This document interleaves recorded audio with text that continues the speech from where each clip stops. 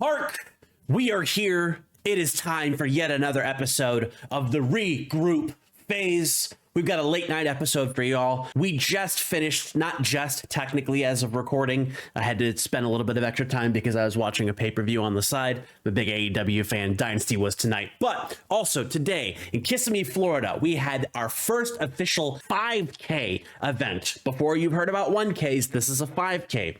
Prize pool for the top, obviously. PPG Events held this event out in Florida, which I said earlier. There was 143 total players. They played 8 Swiss rounds with a cut to top 16.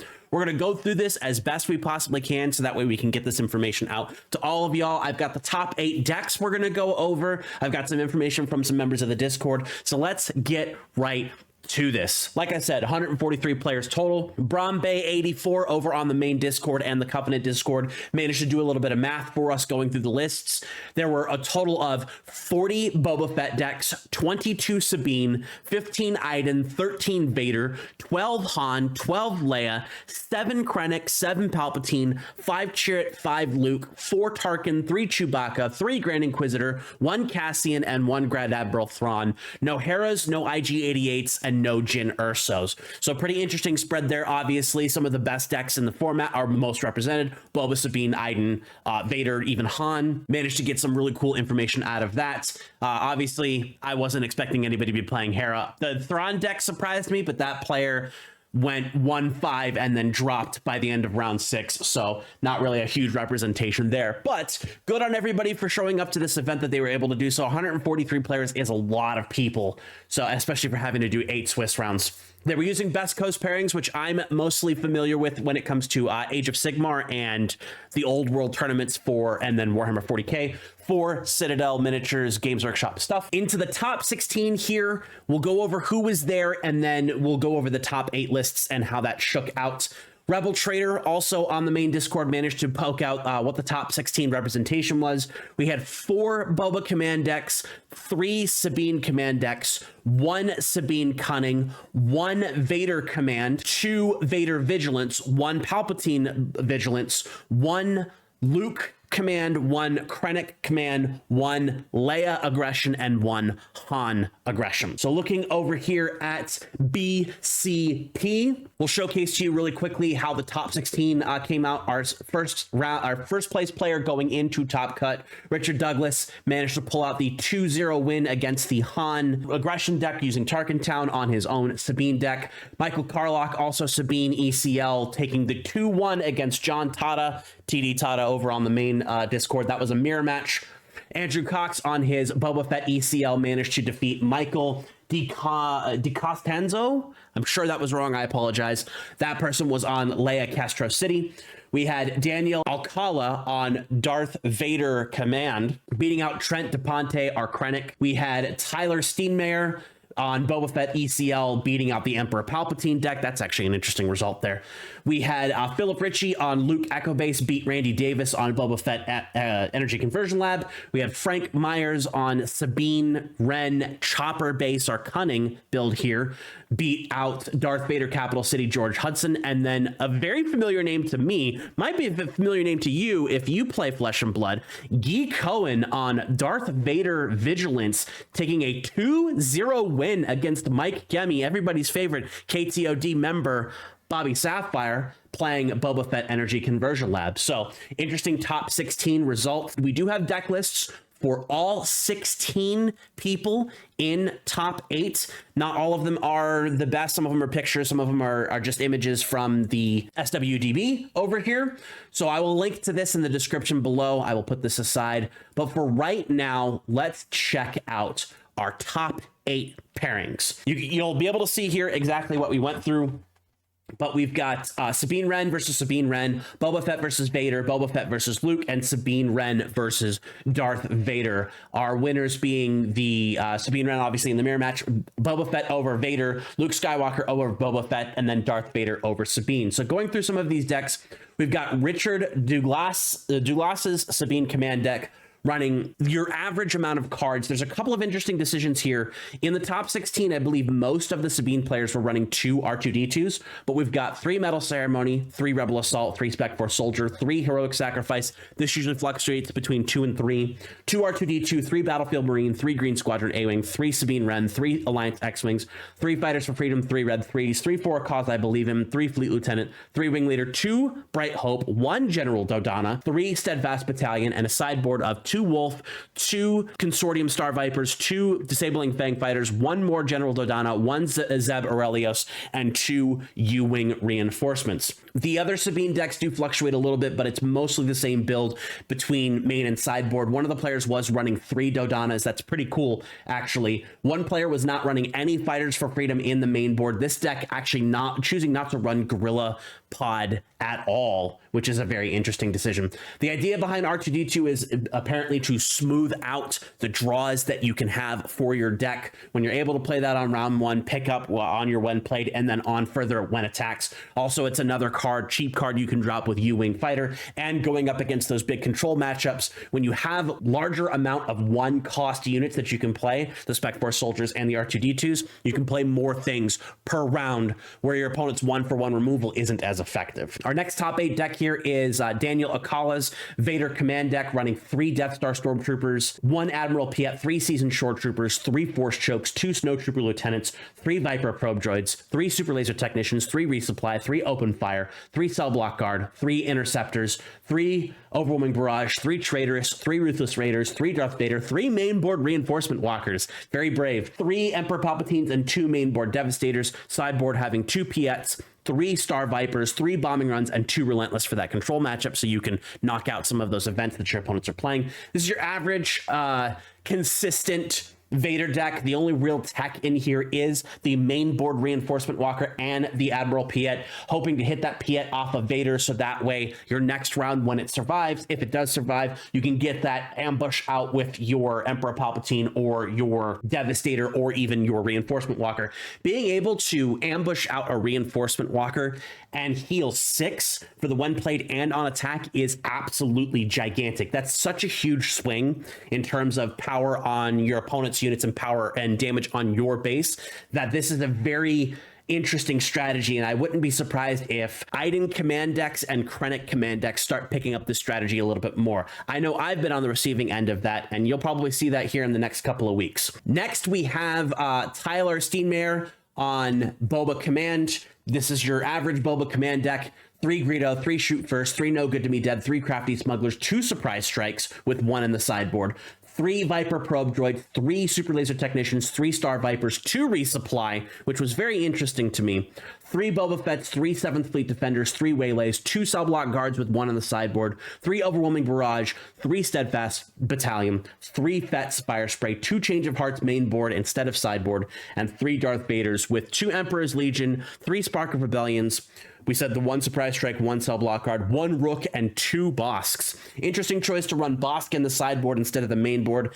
And Emperor's Legion, you're hoping to counter your opponent's Super Laser Blast with that. I don't think that's the greatest play decision. I think you just need to try to keep going with your own forces. But if you think that's ends up being a good idea, not specifically the person who ran this deck, but you who might be taking ideas from this deck, go for it. It's interesting. 2 Resupply kind of scares me, but I understand it because you want other good stuffs in your deck. Our last top 8 deck here, Frank Myers on his Sabine Cunning deck. 2 Metal Ceremony, 3 Spec Force Soldiers, 2 Heroic Sacrifice, as we said earlier, 1 Greedo, 3 Green Squadron A-Wings, 3 Sabine Wrens, 2 Leias, 3 Surprise Strikes, 3 Alliance X-Wings, 3 Red 3s, 3 For a Cause I Believe In, 3 Millennium Falcons, 3 Rogue Operatives, 3 Fleet Lieutenants, 3 Wing Leaders, 3 K2SO, 2, I'm not going to say it, Liberator Gunships, 2 Chewies with 1 on the sideboard, 2 Guerrilla Attack Pods, and 1 Change of Heart main board. The remainder of the sideboard is 2 Infiltrator Skill, 2 Wolf, 2 Fighters for Freedom, 2 Disabling Fang Fighters, the 1 Chewie from before, and 1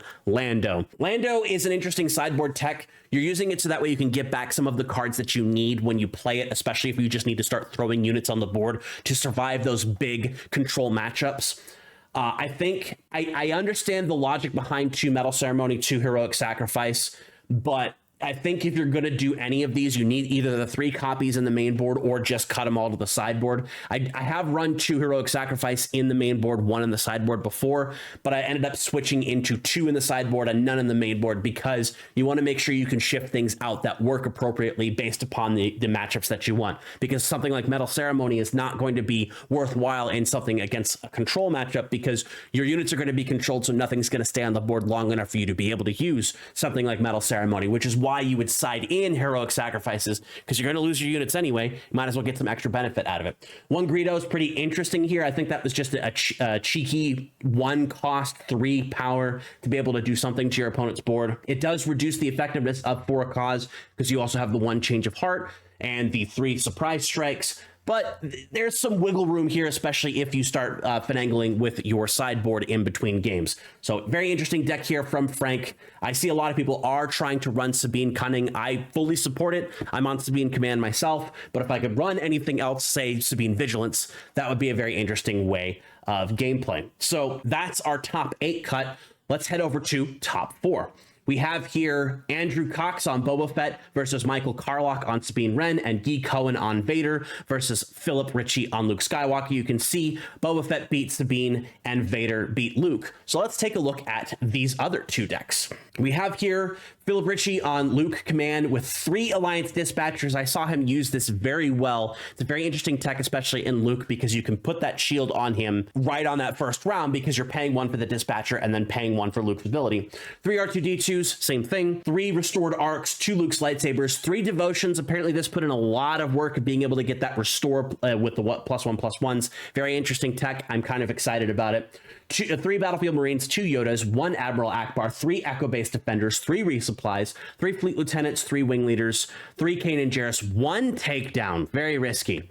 3 Bright Hopes, 3 Obi-Wan Kenobis, 3 Luke Skywalkers, 2 U-Wing Reinforcements, 1 Redemption, which I saw put in some extra work as well, 2 Home Ones, with 2 Restocks in the sideboard, 3 Colonel Yularans, 2 Star Vipers, 2 Skiffs, and 1 Home One in the sideboard as well. It's a very interesting deck. I hope a lot of people pick up on this because I think this does have some legs. I did play against a similar deck in one of the locals with my Sabine. I did manage to take it apart, but it is a very interesting deck.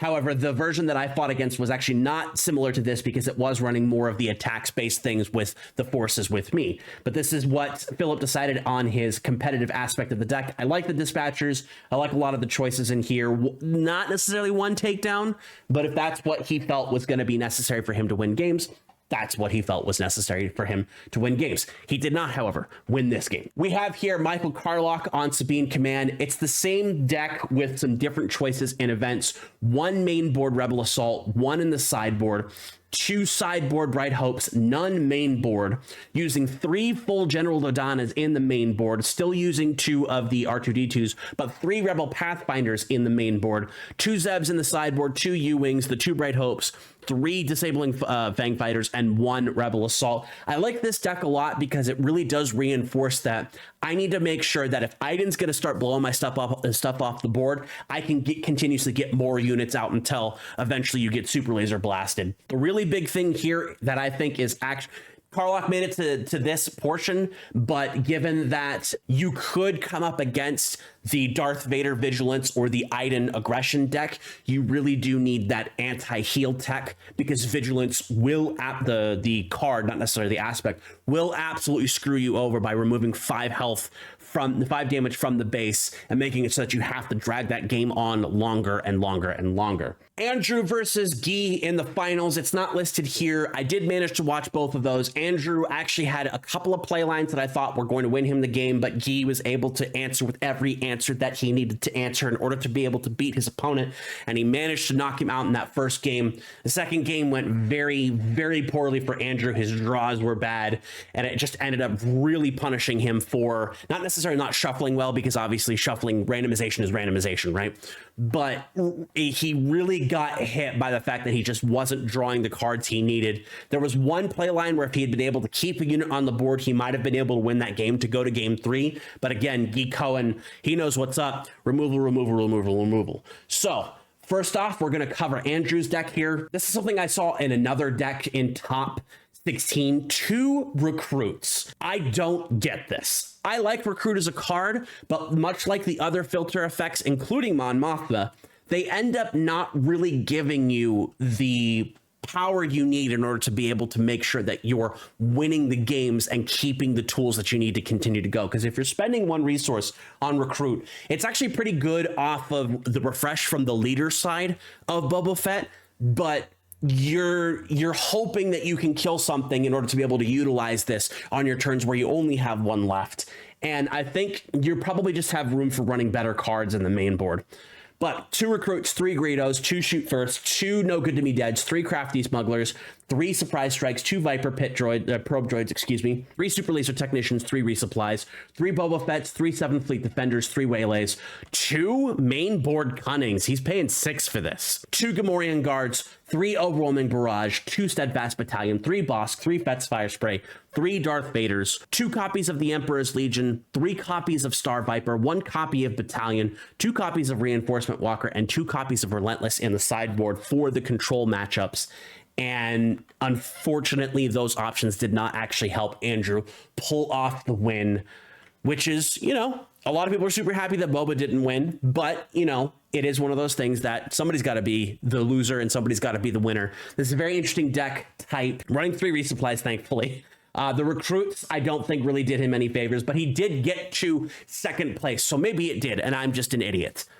Comment below what you feel. Our winner, Guy Cohen, famed Dromai player, RIP in peace, Dromai. If you know, you know. On Vader Vigilance, running Dagobah Swamp. I love this choice here. This deck is so insane to me. There are so many one-ofs and so many interesting choices. Let's go through the whole thing.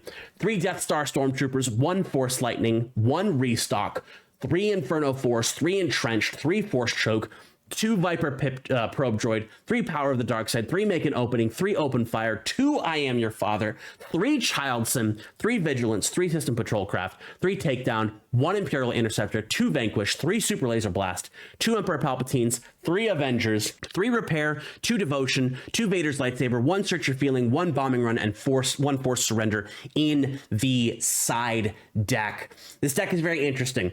Restock for the mirror match, having to worry about the different things that are going to be going on. You have to make sure you can cycle your things. 3 Vigilance is obviously what's going to happen. The key players of this game of this deck that I think really brought Guy into his own and being able to get up and win these games was the 3 copies of Childs and the 3 copies of Super Laser Blast, 3 copies of Vigilance, and the 3 copies of Avengers. They're all with the exception of Charlton, these legendary cards are all, I'm basically going to set you back so far that you're never going to recover, with the benefit of Avenger also being an 8 attack Star Destroyer that can just poke through the damage to win the games. Childson is such an interesting card to me because what ends up happening is that before you deploy Childson, you play I Am Your Father, and then your opponent decides, do I lose a unit or do I give you cards so you can show more cards for Childson's experience tokens? I've seen a couple of other Vigilance decks run Vigilance Villainy decks run Childson, and while it's still not something I personally would do, it is such an interesting tech that I cannot deny it has a level of effectiveness.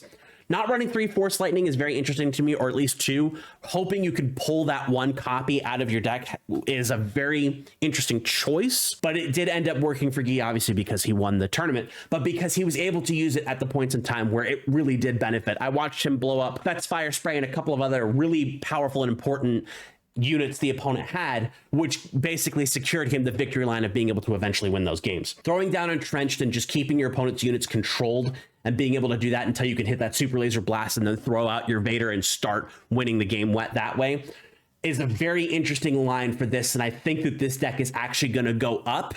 And what might end up happening is that this and Iden become 2 of the most troublesome decks in the format if aggro can't just push through and try to crush them before you get to that point of hitting 8 for the Super Laser Blast and then watching Vader flip and just completely destroy you from there on out. Those are our decks for top 8. Links to the full deck lists here from the PPG events. The best Coast pairings as well will be in the description below. I don't have enough room to be able to continue giving you all these G's. But it was an exciting event. Congratulations to Gee. Congratulations to the top 16, top 8, top 4 for all of the lovely wins that were going here. A fantastic event held on a Sunday day into evening. There is Twitch coverage on twitch.tv/PPG Events, I believe. You might be able to see that. They might put the stuff up, cut up into bits on their YouTube page, so check that out if they have that. Otherwise, very interesting event. It'll be very interesting to see how the meta evolves. I think we've got 1 or 2 more solid weeks of big events until we start getting into that lull of events before set 2 comes out. And I really hope set 2 can shake things up, because I really don't want to have to deal with these level of play forever control decks that are coming out with this. So I'm really hoping set 2 does a lot to shake up the meta. I know I'm going to be playing a lot of the Mandalorian going forward and some other things. We'll talk about that as we get closer, so on and so forth. But that's it. That's all she wrote. Tried to do this all in one take. There's going to be minimal, if any, editing at all once we get this into DaVinci, so I can get it set up and ready to go for YouTube. But thank you everybody for joining me. I appreciate each and every one of you. Like this video, comment on it if you have anything you want to say, share it with your friends. Check out any of the other videos I have in my various different playlists. Subscribe to this lovely Star Wars Unlimited channel. It's a Sunday night. I'm tired. I got to get this edited and pushed out, so I'm not remembering all the different things that I'm supposed to do. We have memberships and super thanks. Memberships gets you this emote on my channel that you can use, emote being my face, plus one other one I put in there. Anyway, not the point. That's it. I'm tired. All y'all go to sleep. I'm going to go to sleep. Actually, I'm going to finish watching this pay-per-view, but then I'm going to go to sleep. So thank you for joining me, folks. I appreciate each and every one of you. And with that, I will see you in the stars.